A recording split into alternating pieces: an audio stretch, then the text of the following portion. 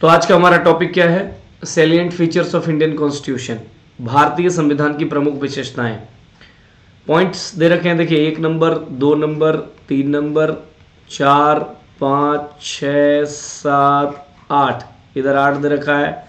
अगले पेज पे भी आपको दे रखा होगा 9वां, 10वां, 11वां, 12वां, 13वां, 14वां, 15वां, 16, 17 और 18 पॉइंट दे रखे हैं। 18 पॉइंट को अच्छे तरीके से समझ लीजिए, आप बहुत अच्छी तरीके से चीज़ों को समझ जाएंगे और भारतीय संविधान की एक अच्छी पकड़, एक अच्छी समझ आपको हो जाएगी।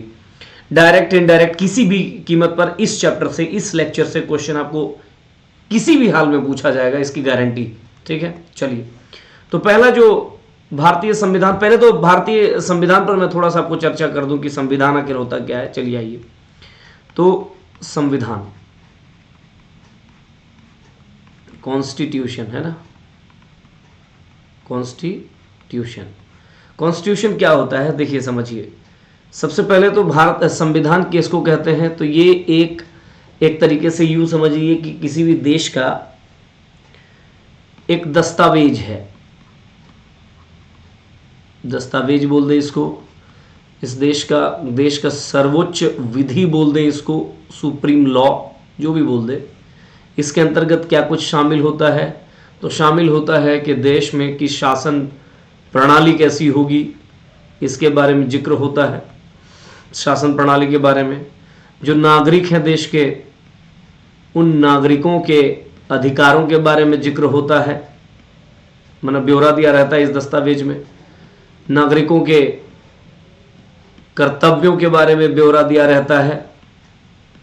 ठीक है, इसके अलावा राज्य और नागरिक के मध्य संबंध के बारे में स्पष्टीकरण होता है कि मध्य संबंध कैसा होगा, इस बारे में आपको जानकारी मिलेगी। राइट। फिर इसके अलावा जो है राज्य किस तरीके का होगा, राज्य की शक्ति कैसी होगी, इन तमाम चीज़ों के बारे में जिस दस्तावेज में लिखा रहता है, या वो देश की सर्वोच्च विधि जिसके तहत देश का शासन प्रणाली आगे बढ़ती है, देश में शासन व्यवस्था चलती है, उसी को आप संविधान कहते हैं, उसी को आप कॉन्स्टिट्यूशन कहते हैं। भारत का संविधान आपको पता है 26 जैन 1950 को लागू हुआ।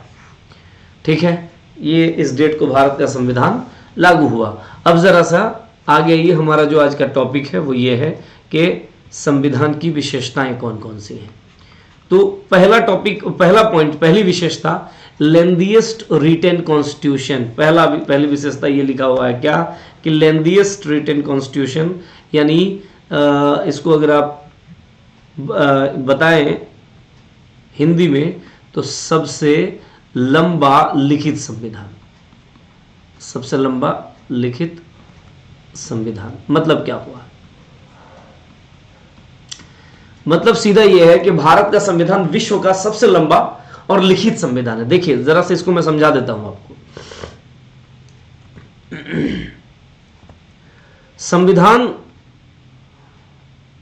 संविधान जो है वो 2 प्रकार का होता है सामान्यतः। एक को आप बोलते हो लिखित और एक को बोलते हो अलिखित। ठीक है ना? लिखित का एग्जाम्पल हो गया आपका यूएसए का कॉन्स्टिट्यूशन, अलिखित का एग्जाम्पल हो गया यूके यानी ब्रिटेन का कॉन्स्टिट्यूशन। अब यहां ये बात मैं स्पष्ट कर दूं आपको कि अलिखित का मतलब ये नहीं होता है कि लिखा हुआ नहीं है। समझिए मेरी बात को। जिस संविधान के लिए संघर्ष हुआ और संघर्ष में विजय प्राप्त करने के बाद इस संविधान के ड्राफ्टिंग के लिए, लिखने के लिए, संविधान के निर्माण के लिए एक बॉडी बनाई गई, यानी संविधान सभा बनाई गई। और इस सभा को एक तय वक्त दिया गया कि आप 2 साल, 1 साल, 3 साल, 4 साल के अंदर में एक नया संविधान लिख करके हमें दीजिए। उस प्रकार के संविधान को लिखित संविधान कहा गया। और यूके का कॉन्स्टिट्यूशन एक ऐसा कॉन्स्टिट्यूशन है जो इवोल्यूशनरी प्रोसेस से डेवलप हुआ है। इवोल्यूशनरी प्रोसेस मतलब विकासवादी तरीके से, मतलब धीरे धीरे डेवलप हुआ है। ऐसा नहीं कि एक ही साथ निकल करके आ गया, जैसा भारत का संविधान या जैसा यूएसए कॉन्स्टिट्यूशन 200-400 वर्षों में। ये भी लिखित है, ध्यान रखिएगा, ये भी रिटन है, बट इसे लिखने के लिए कोई स्पेसिफिक बॉडी का गठन नहीं किया गया, ठीक है। और उस बॉडी के लिए किसी देश के साथ इनको संघर्ष नहीं करना पड़ा, और ये 200-300 वर्षों में अपने आप से निकल करके आने वाली एक संविधान थी, इसीलिए इसको अलिखित संविधान कहा गया। तो भारत का संविधान, चूंकि भारत में संविधान सभा का गठन हुआ कैबिनेट मिशन के संस्तुतियों के आधार पर, आपको पता है अच्छी तरीके से कि संविधान सभा की पहली बैठक 9 दिसंबर 1946 को संपन्न हुई। तो भारत के संविधान को भी एक लिखित संविधान के दायरे में रखा जाता है। ये बात आपको स्पष्ट हो गया होगा। नाव की सबसे लंबा है, जी हां, भारत का संविधान सबसे लंबा है, यानी सबसे विशाल है, यानी सबसे बड़ा है। इसके पीछे का कारण क्या है? तो कारण मैं कुछ आपको लिखवा दे रहा हूं, लिख लीजिएगा अपने कॉपी में। नंबर 1 कि ये बहुत इलेबोरेटेड फॉर्म में है। इलेबोरेटेड फॉर्म में है कहने का मतलब ये थोड़ा सा विस्तृत रूप में है, राइट। सबसे पहली बात याद रखिएगा कि विस्तृत रूप में है, यानी व्यापक है, व्यापक है, करेक्ट। डिटेल्ड डॉक्यूमेंट इसको आप कह सकते हैं। दूसरी बड़ी बात इसमें याद रखिएगा कि इसमें लगभग मान के चलिए कि कई ऐसे कारक, जैसे भौगोलिक कारक भी इसके लिए रिस्पॉन्सिबल है, जिसकी वजह से ये बड़ा हो गया। तो आप देखोगे कि भारत में जम्मू कश्मीर की स्थिति अलग है, उससे रिलेटेड अलग प्रोविजंस डाल दिए गए। आपको पता है कई ऐसे स्टेट है जिसको स्पेशल स्टेटस दिया गया है, विशेष राज्य का दर्जा दिया गया है। इधर नॉर्थ ईस्ट में कई ऐसे स्टेट है जिनके लिए अलग से स्पेशल प्रोविजन किए गए। तो इन वजहों से, इन ज्योग्राफिकल फैक्टर्स की वजह से भारत का संविधान बहुत बड़ा हो गया। कुछ रीजन तो ऐतिहासिक कारक है, और ऐतिहासिक कारक में सबसे पहले तो यूं ले ले कि जो भारत के ये संविधान का जो संवैधानिक विकास है, संवैधानिक विकास है ना, कॉन्स्टिट्यूशनल डेवलपमेंट 1773 से लेकर के जो 1947 तक के जो पूरे डेवलपमेंट है ब्रिटिश शासनकाल में, वो ही सबसे बड़ा रिस्पॉन्सिबल कारण बन गया। इसी में आप यूं भी डाल सकते हैं कि गवर्नमेंट ऑफ इंडिया एक्ट 1935 का बहुत बड़ा प्रभाव है, जिसके वजह से भी ये विशाल बन गया। मान के चलिए कि 2/3 संविधान जो है, संविधान का 2/3 भाग यही गवर्नमेंट ऑफ इंडिया एक्ट 1935 से ही ले लिया गया। तो याद रखिएगा। दूसरी बात अगली बात याद रखिएगा कि राज्य और केंद्र, है ना, राज्य और केंद्र इन दोनों के लिए एक ही संविधान है, सिंगल कॉन्स्टिट्यूशन। ये एक बड़ा पॉइंट है कि स्टेट और सेंटर दोनों के लिए सेम कॉन्स्टिट्यूशन के बारे में बात की गई है। अगली बात याद रखिएगा कि जो भारत का संविधान सभा जो बना, जिसको संविधान लिखना था, उस संविधान सभा में ज्यादातर सदस्य विधि विशेषज्ञ थे, विधि विशेषज्ञ थे। अब आपको पता है जब विधि विशेषज्ञ होगा तो अपनी विशेषज्ञता तो इसमें छोड़ ही देंगे। तो कुल मिलाकर के ये सारी बातें हैं जिनकी वजह से भारतीय संविधान विश्व का सबसे लंबा संविधान हो गया, सबसे बड़ा संविधान हो गया और लिखित संविधान है। तो पहला जो पॉइंट था, फर्स्ट पॉइंट जो है ये वाला कि लेंथीएस्ट एंड रिटन कॉन्स्टिट्यूशन, सबसे लंबा लिखित संविधान, ये पॉइंट क्लियर हो गया होगा आपको। इसमें कोई संशय, किसी प्रकार का कोई दिक्कत नहीं हुआ होगा आपको, क्वेश्चन पूछा जा सकता है। नेक्स्ट पॉइंट कि ड्रॉन फ्रॉम वेरियस सोर्सेज, इस याद रखिएगा भारतीय संविधान के जो विभिन्न भाग हैं, जो विभिन्न प्रोविजंस हैं। अच्छा, सबसे लिखित में 1 मिनट के लिए बता दूं आपको कि जो सबसे लंबा और लिखित है, इसमें यह याद रखिएगा कि जब भारत का संविधान लागू हुआ, इंडियन कॉन्स्टिट्यूशन जब लागू हुआ, तो इस संविधान में कितने भाग थे? तो 22 भाग थे। कितने अनुसूचियां थी? तो 8 अनुसूचियां थी। और कितने अनुच्छेद थे? तो याद रखिएगा कि लगभग 395 आर्टिकल्स था।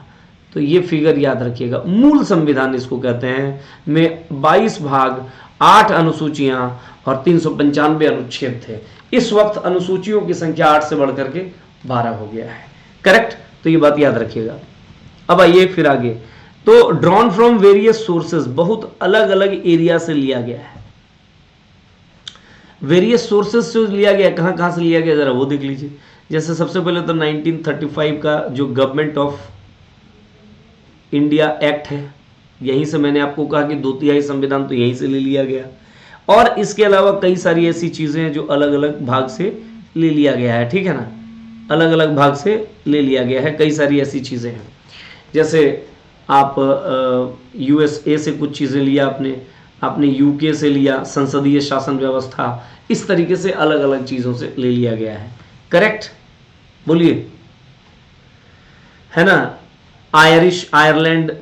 आयरिश जो कॉन्स्टिट्यूशन है उससे भी कुछ चीजें लिया है। ये एक टॉपिक ही है आपका कि किन से कौन से संविधान से क्या क्या लिया गया है। जैसे आप जानते होंगे कि फंडामेंटल राइट जो है यूएसए से लिया गया है, ये वाला भाग, ठीक है ना। तो इस तरीके से बहुत सारी चीजें आप पहले से ही जान रहे हैं। या इसके अलावा आपको ये भी पता है कि जैसे मान के चलिए कि हमने कुछ अपना जो इमरजेंसी प्रोविजन है, इमरजेंसी आपातकालीन जो प्रावधान है वो हमने कहाँ से लिया है, जर्मनी से लिया है। इस तरीके से आपका अलग अलग संविधान से अलग अलग चीजों को लिया गया है। यानी भारत के संविधान में विभिन्न प्रावधान विभिन्न संविधानों से लिया गया है। करेक्ट, तो दूसरा पॉइंट आपका क्लियर हुआ होगा। तीसरा point, blend of rigidity and flexibility. Blend of rigidity and flexibility का मतलब होता है कि कठोरता और लचीलापन का समन्वय है भारतीय संविधान में। आइए इसको समझने का प्रयास करते हैं। देखिए, एक और डिवीजन है जिसके तहत संविधान को फिर बांटा गया है। संविधान का, इसको एक काम करते हैं, पहले मैं लिख देता हूं कि पॉइंट पहले लिख देता हूं, मतलब कौन से पॉइंट का ये डिटेलिंग है वो पहले जान जाइए कि कठोरता एवं लचीलापन के मध्य समन्वय, ठीक है, ये पॉइंट है। अब देखिए, संविधान दो टाइप का होता है। एक संविधान संशोधन प्रक्रिया के आधार पर, याद रखिएगा, संशोधन प्रक्रिया के आधार पर दो टाइप का होता है। दो टाइप का कौन कौन होता है? तो एक होता है कठोर संविधान और एक होता है लचीला संविधान, ठीक है। एक कठोर कॉन्स्टिट्यूशन है, एक लचीला संविधान होता है। कठोर कहने का मतलब वैसा संविधान जिसपे संशोधन की प्रक्रिया अत्यंत कठिन हो। इसमें जो है संशोधन प्रक्रिया क्या हो, प्रक्रिया बहुत ही कठिन है और इसमें संशोधन प्रक्रिया बड़ी ही सरल तरीके से आप संशोधन कर सकते हैं, बहुत इजीली संशोधन कर सकते हैं। एग्जाम्पल लीजिए कि जैसे अमेरिका का संविधान है, लगभग 250 वर्ष या उससे ज्यादा हो गया और अब तक मात्र 30 संशोधन हुए हैं। यूएसए के संविधान की मैं बात कर रहा हूं। वहीं अगर आप ब्रिटेन, यूके के संविधान की बात करें तो मतलब कई सारे हुए हैं, इसको गिनती नहीं है, अनकाउंट, कोई हिसाब नहीं है। भारत के संविधान की बात करें, इंडिया की, तो इंडिया इन 70-75 वर्षों में लगभग 110 के आसपास का संशोधन हमने कर दिया है। तो हमने क्या किया है, देखिए, हमारा संविधान, हमारी जो संशोधन प्रक्रिया है भारतीय संविधान में, वो है अनुच्छेद 368 में। पहली बात, भारतीय संविधान की संशोधन की प्रक्रिया कहाँ है? आर्टिकल 368 में। और इसमें जब आप संशोधन की प्रक्रिया पर जाएंगे तो 3 प्रकार के संशोधन है। एक प्रकार का संशोधन, याद रखिएगा, जो सामान्य बहुमत द्वारा होता है। सामान्य बहुमत यानी आधा से अधिक लोग पारित कर दिए लोकसभा राज्यसभा में, संशोधन हो गया। एक प्रकार का संशोधन होता है विशेष बहुमत द्वारा, विशेष बहुमत द्वारा। इसमें 2/3 बहुमत चाहिए होता है, इसमें हाफ बहुमत चाहिए होता है। और एक विशेष प्रकार का संशोधन होता है जिसमें विशेष बहुमत प्लस आधे, एक सेकेंड, प्लस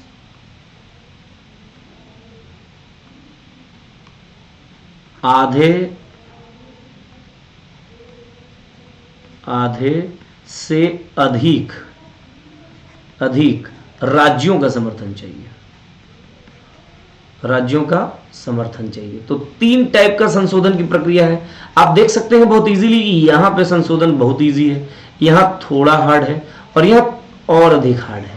तो इसीलिए हम कहते हैं कि चूंकि हमारे यहाँ संशोधन में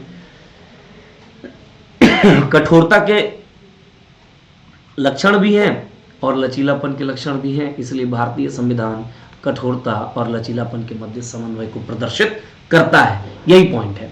तो मेरे ख्याल से आप समझ गए होंगे। आगे बढ़ता हूं। तो कुल मिलाकर के जो तीसरा पॉइंट था, ब्लेंड ऑफ रिजिडिटी यानी कठोरता और फ्लेक्सिबिलिटी यानी लचीलापन का समन्वय, ये आप बहुत अच्छी तरीके से समझ गए होंगे। Fourth number fourth, federal system with unitary बायस। बहुत बढ़िया प्रश्न है। कह रहा है कि हमने अपनाया है फेडरल सिस्टम, माना संघीय व्यवस्था को अपनाया है, लेकिन यूनिटरी बायस, बट एकात्मकता के लक्षण भी इसमें है। मतलब क्या हुआ, अगला पॉइंट अगर आप देखना चाहें, अगर मैं पॉइंट को पहले लिखूं कि संघात्मक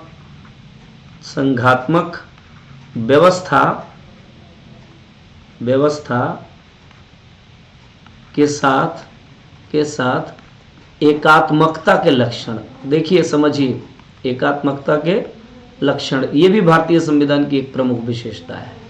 आपको मैं समझाऊं, बता दूं, बहुत अच्छी तरीके से समझिए चीजों को कि देखिए क्या होता है कि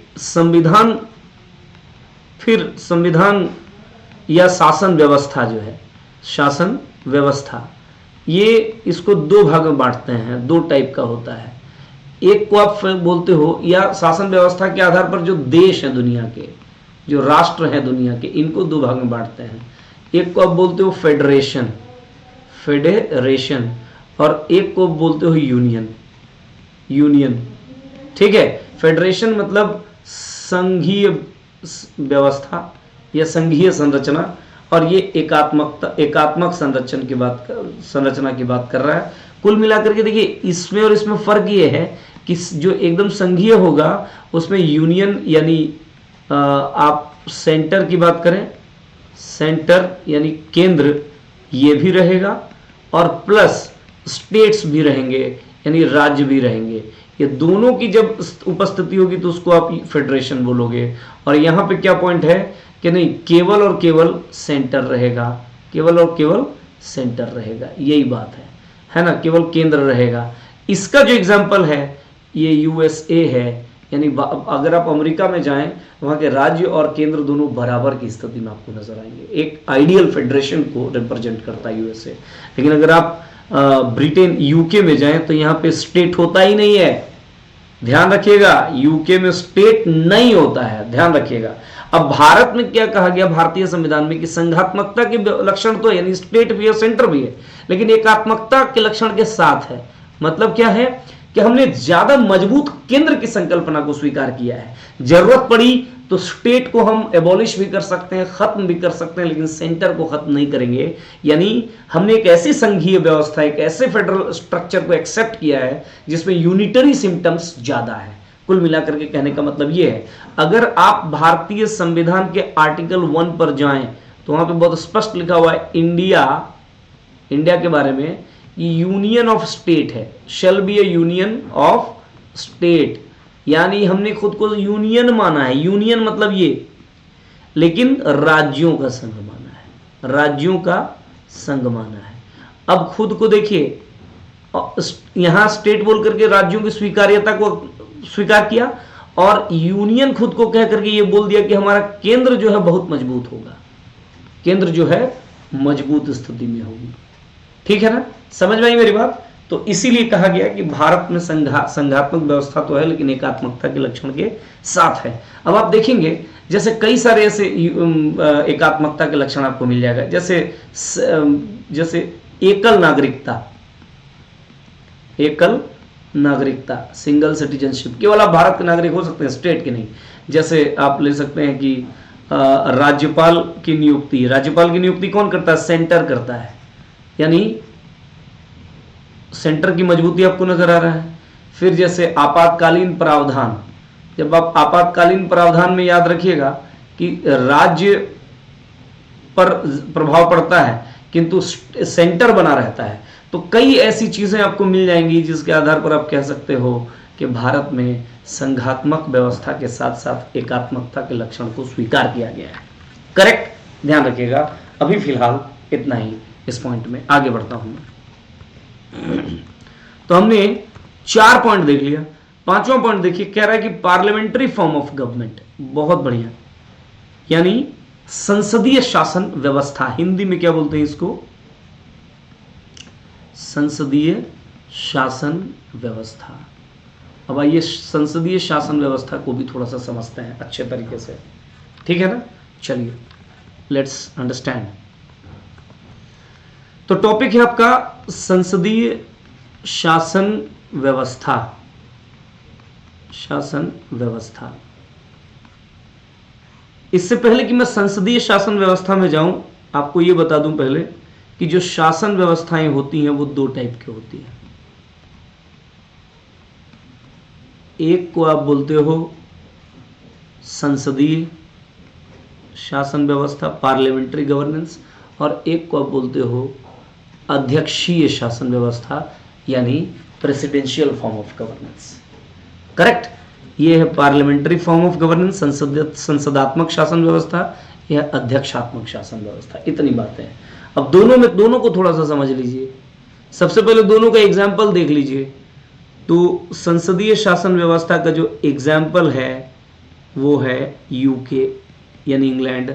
अध्यक्षीय शासन व्यवस्था का जो एग्जाम्पल है वो है यूएसए। पहला, यहां पे याद रखिएगा,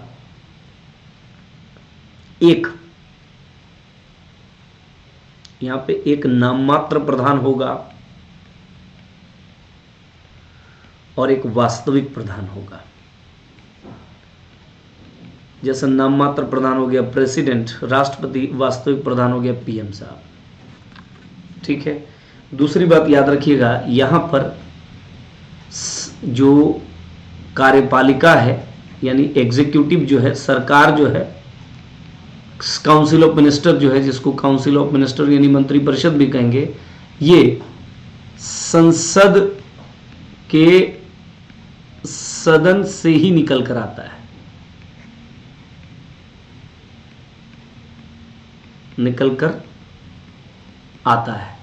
आप देखे होंगे लोकसभा में जिसको बहुमत मिला वही लोग आकर के सरकार बनाते हैं। सरकार के लिए अलग से चुनाव नहीं हो रहा। जबकि यहां पर याद रखिएगा, यहां पर सबसे पहले तो नाम मात्र बोलिए या वास्तविक बोलिए, एक ही व्यक्ति है। कौन है? राष्ट्रपति, प्रेसिडेंट। इसीलिए इसको प्रेसिडेंशियल फॉर्म ऑफ गवर्नेंस कहा गया। दूसरी बात, यहां पे कार्यपालिका अलग होता है तथा विधायिका अलग होता है। और वहां पे यहां पे क्या है कि विधायिका का चुनाव हो रहा है लोकसभा का, उसी से निकल करके आता है काउंसिल ऑफ मिनिस्टर यानी कार्यपालिका। ये बड़ा अंतर है। इस प्रणाली में क्या होगा कि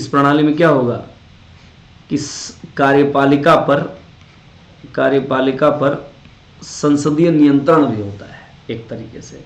तो कुल मिलाकर के इस तरीके की व्यवस्था को आप संसदीय शासन व्यवस्था कहते हैं।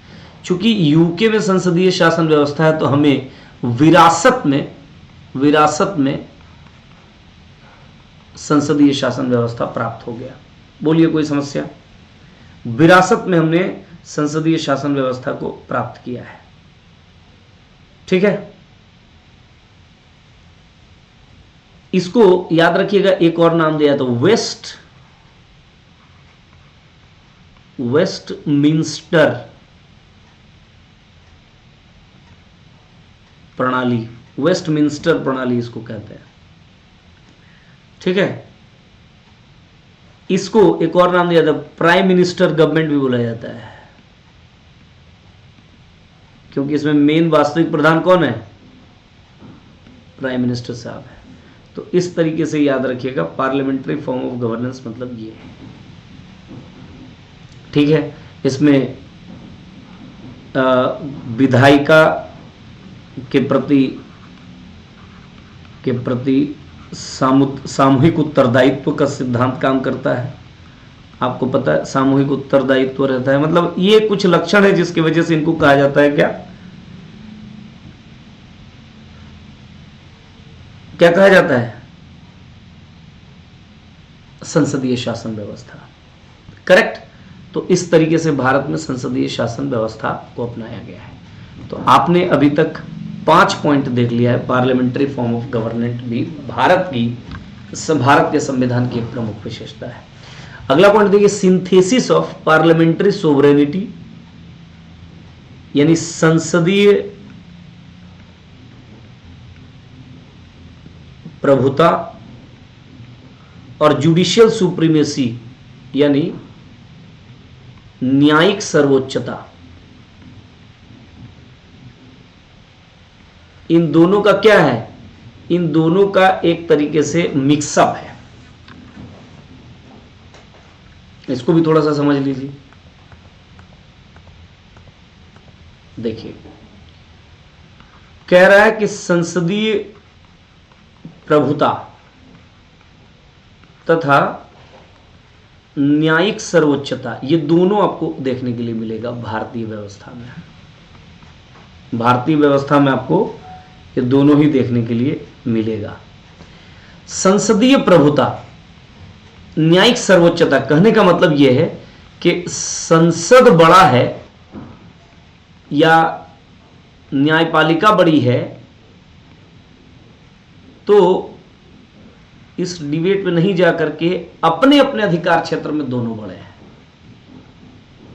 अपने अपने अधिकार क्षेत्र में दोनों बड़े हैं, दोनों बड़े हैं, और किसी को भी किसी के अधिकार क्षेत्र का अतिक्रमण नहीं करना चाहिए।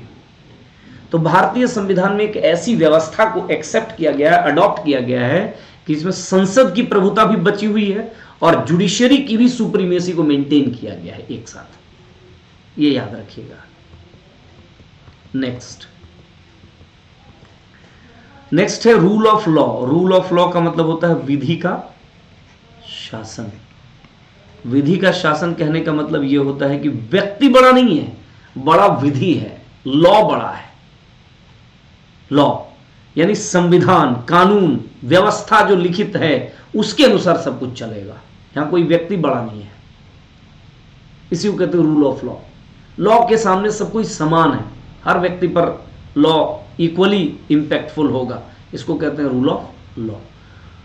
ठीक है ना। आप हो सकता है अजमल कसाब को आपने पकड़ लिया मुंबई बम कांड में या मुंबई हमला में, पकड़ने के बावजूद उस पर ट्रायल चलेगा, उसको वकील दिया जाएगा, उस पर जुडिशियल ट्रायल चलेगा, और जुडिशरी जब उसको सजा देगी, सजाए मौत दे या जो भी दे, तभी आप उसको उसके जीवन से मुक्त कर सकते हैं। यानी विधि है, लॉ है, लॉ प्राइम है। जबकि हम जानते हैं कि वो हमलावर है, वो गुनहगार है, in spite of all these things जो लॉ है चूंकि सबके लिए समान है, तो लॉ ये कहता है कि हम किसी को बिना ट्रायल के या बिना विधि द्वारा स्थापित प्रक्रिया के किसी को उसके जीवन से मुक्त नहीं कर सकते। इसी को तो राइट टू लाइफ कहा गया, इसी को तो जीवन का अधिकार कहा गया। करेक्ट। तो यह है विधि का शासन। एंड नेक्स्ट है integrated and independent judiciary. Hindi में क्या बोलेंगे कि एकीकृत एवं एकीकृत एवं इंडिपेंडेंट। इंडिपेंडेंट कहने का मतलब क्या है? एक तरीके से आत्मनिर्भर या स्वतंत्र बोलेंगे तो ज्यादा बेहतर होगा, स्वतंत्र न्यायपालिका। देखिए इस टर्म को भी थोड़ा सा समझना होगा। आइए देखिए थोड़ा सा, देखिए हमने क्या कहा, एकीकृत एवं स्वतंत्र न्यायपालिका। न्यायपालिका एकीकृत एवं स्वतंत्र न्यायपालिका। एकीकृत कहने का मतलब समझ लीजिए, इंटीग्रेटेड कहने का मतलब समझ लीजिए। अभी हमने एक टर्म आपको देखिए, लोकतंत्र जो है ना, लोकतंत्र जो है या इसमें के 3 अंग है, ठीक है ना, जो आप हमेशा बचपन से पढ़ते आ रहे हैं। क्या क्या? तो कार्यपालिका, विधायिका और इसके अलावा न्यायपालिका। ये 3 अंग आप बचपन से पढ़ते आ रहे हैं। तो कार्यपालिका और विधायिका जो आपको भारतीय संविधान में दिया गया है ना, ये संघीय स्वरूप वाला है, फेडरल स्ट्रक्चर वाला है और संघीय स्वरूप वाला है। कहने का मतलब यह है कि केंद्र का अलग कार्यपालिका है, राज्य का अलग कार्यपालिका है, केंद्र की अलग विधायिका है, राज्य की अलग विधायिका है, और न्यायपालिका जो है उसको एकीकृत स्वरूप वाला एक्सेप्ट किया गया है, यानी इसको राज्य और केंद्र में डिवाइड नहीं किया जा सकता। अच्छी तरह से इस बात को समझ लीजिए। और स्वतंत्र कहने का मतलब किसी प्रकार के मतलब दबाव से मुक्त है भारतीय न्यायपालिका।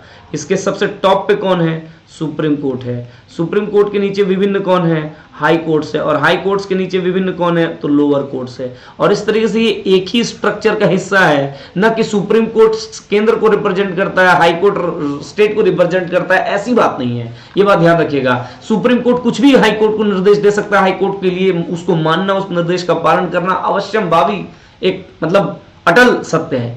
क्यों? क्योंकि ये इंटीग्रेटेड शेप वाली जुडिशरी हमने एक्सेप्ट किया है, राज्य का अलग केंद्र का अलग, ऐसी कोई बात नहीं है। अच्छे तरीके से चीजों को समझ लीजिए।